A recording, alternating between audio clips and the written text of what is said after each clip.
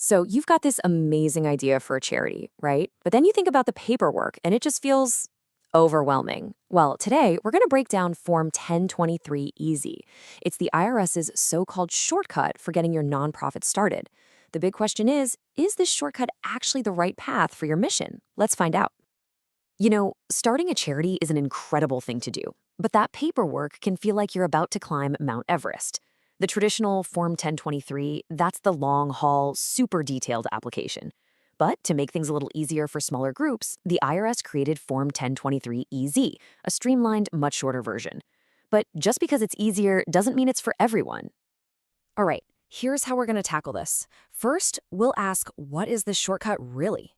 Then we'll see if you can even pass the eligibility test. After that, we'll look at your organization's legal blueprint, the rules you have to play by, whether you're a public charity or a private foundation, and finally, help you figure out which path to choose. Okay, let's kick things off with the big question. What exactly is this Form 1023 EZ, and what's the big promise here? So, at its heart, this form is all about being a simpler, faster, and cheaper way for smaller charities to get that official 501c3 nonprofit status from the government. And you absolutely need that status, because that's what lets your donors write off their contributions on their taxes. It's a game changer. So the idea of a shortcut sounds great, but can you actually use it? This is the first, and honestly, the most critical hurdle you have to clear. Let's see if you qualify.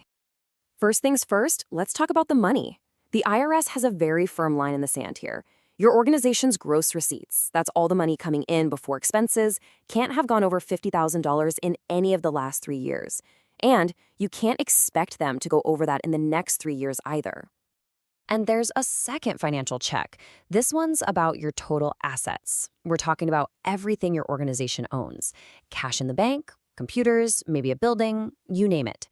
The total value of all that stuff has to be under $250,000. Now, this is a big one.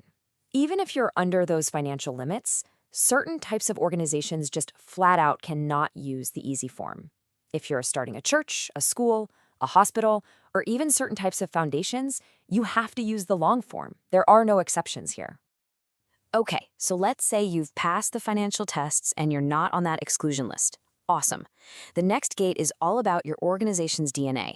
I'm talking about your founding legal documents, like your articles of incorporation. The IRS is really specific about this part. Your founding document needs to have 3 particular promises or clauses written right into it. Think of these as the non-negotiable vows you have to make to get that coveted 501c3 status. First up is what's called the Purpose Clause. You're basically promising the IRS that your organization exists only for charitable, religious, educational, or scientific work. You can't be vague about this. It has to be crystal clear. Second, you have to promise that nobody is getting rich off this. This is the private inurement rule. It means that no profits or earnings can go to private individuals.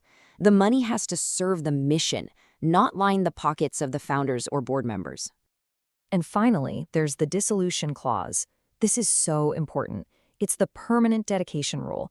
It guarantees that if your nonprofit ever shuts its doors, whatever assets are left over have to go to another charity. The money stays dedicated to a good cause, basically forever. So getting that approval letter in the mail is an amazing feeling, a huge win. But it's not the finish line. To keep your tax-exempt status, you've got to follow the rules of the road, year after year. These are pretty much the cardinal rules you have to live by. The biggest one? You absolutely cannot get involved in political campaigns, period. We've already talked about the rule that no private individuals can profit. And lobbying, well, that's tricky. It's not totally forbidden, but it can't be a substantial part of what you do. To stay in good standing, you do have to file something with the IRS every year. But here's the good news. For most organizations that use the easy form, it's not some crazy, complicated tax return. It's a super simple online postcard, the Form 990N. It just lets the IRS know you're still active. But be careful. If you forget to file for 3 years in a row, poof, your status is automatically revoked. All right, next up, you've got another big decision to make. You have to define your organization's financial identity.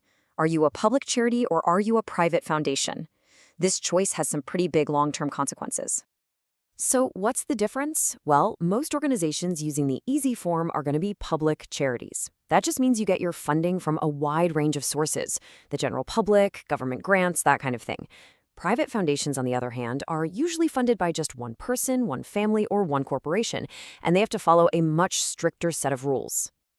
Okay, we have walked through the eligibility tests, the legal must-haves, and the key rules. Now we can put all those pieces together and really figure out the best path forward for your mission. So let's just boil it all down. This streamlined form, the 1023 Easy, is an absolutely fantastic tool if your organization fits a very specific profile. You got to be small, based in the US, have a really straightforward mission, and keep your finances well under those thresholds we talked about. If you've been nodding along and thinking, yep, that's us, then here are your next concrete steps. First, before you do anything else, you have to get an EIN from the IRS. It's like a social security number for your organization. Second, and don't forget this, federal approval is not state approval. You have to check what your state requires. And finally, the application itself is all done online through the pay.gov website. And that really brings us to the final question. Choosing the easy path isn't just about saving some time and paperwork right now. It's about being really sure that the limits on your income, your assets, and your structure won't hold you back down the road. You want to make sure you're not hamstringing your potential to grow and serve your community. So choose wisely.